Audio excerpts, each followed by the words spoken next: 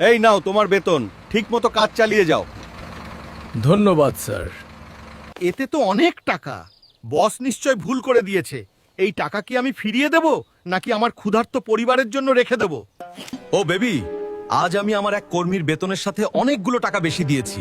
যদি সে সেই টাকা ফেরত দেয় তবে আমি তার জীবন বদলে দেব। ওহ লাভ, তুমি খুবই দয়ালু, কিন্তু আমার বিশ্বাস যে সে কখনোই টাকা ফেরত দেবে না। মেম সাহেব, বস কাল আমাকে বেতনের সাথে ভুল করে কিছু টাকা বেশি দিয়েছে, আমি সেটা ফেরত দিতে এসেছি। ওহ ঠিক আছে, আমি দিয়ে দেব। এই সব টাকা আমার।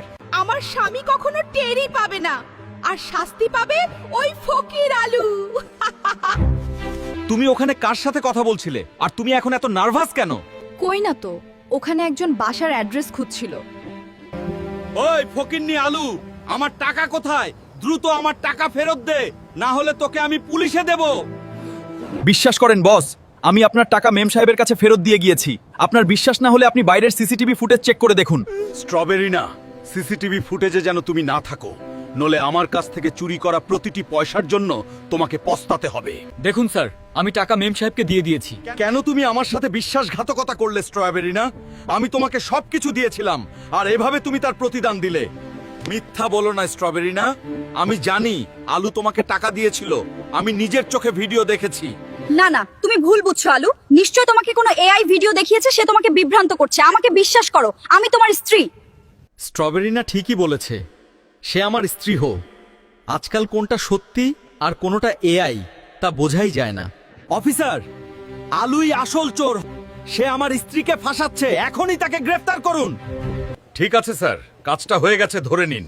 আমি তাকে এমন শিক্ষা দেব যা সে জীবনে কখনো ভুলতে পারবে না। আলু, তোমাকে চুরির অভিযোগে গ্রেফতার করা হচ্ছে। কোনো অজুহাত দেখানোর চেষ্টা করো না। একটু দয়া করুন, আমি নির্দোষ।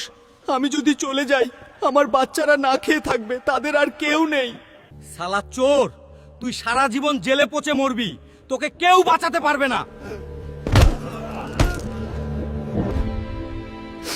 আমার শরীরকে যতই আঘাত করো, ভেঙে দিতে চাও, তবুও সত্য বদলাতে পারবে না।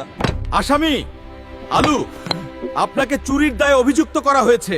আপনি কি দোষ স্বীকার করেন? এগুলো মিথ্যা অভিযোগ মাই লর্ড। আমি সব টাকা ফেরত দিয়েছি, সিসিটিভি ফুটেজে প্রমাণ আছে। কিন্তু বস সেটা লুকিয়ে রেখেছে। ঠিক আছে, আদালত 2 ঘন্টার মধ্যে মিস্টার আনার্সকে সিসিটিভি ফুটেজ পেশ করার আদেশ দিচ্ছে। সিসিটিভি ফুটেজে তো পরিষ্কার দেখা যাচ্ছে তোমাকে আলু টাকা দিয়েছে। এবার কি হবে? কিন্তু মাই লাভ, সিসিটিভি ফুটেজ যদি আদালতে পেশ হয়, তবে কিন্তু আমাদের পরিবারেরই রেপুটেশন নষ্ট হবে। তাহলে তো আলু সত্যিই টাকা স্ট্রবেরিকে দিয়েছিল। বিচারক সাহেব, এই বিষয়টি নীরবে সমাধান করা যায়। আপনি আমার পক্ষে রায় দিলে বিনিময়ে $50 লক্ষ দিতে প্রস্তুত। কি বললেন? 5 মিলিয়ন? এই অ্যামাউন্ট পেলে আমি তো আমার নিজের বউকেও জেলে পাঠিয়ে দেব। ঠিক আছে স্যার, শুধু এইটুকু উপকার করবেন যেন আলু কমপক্ষে 10 বছর জেলের ঘানি টানে। 10 বছর? না না, আমি সেটা 11 বছর করে দেব। সকল সাক্ষ্য প্রমাণ সঠিকভাবে পরীক্ষা করার পর এই আদালত তার রায়ে উপনীত হয়েছে। জনাব আলু নির্দোষ প্রমাণিত হয়েছেন এবং তাকে অবিলম্বে পূর্ণ সম্মান এবং মর্যাদার সাথে মুক্তি দেওয়া হবে।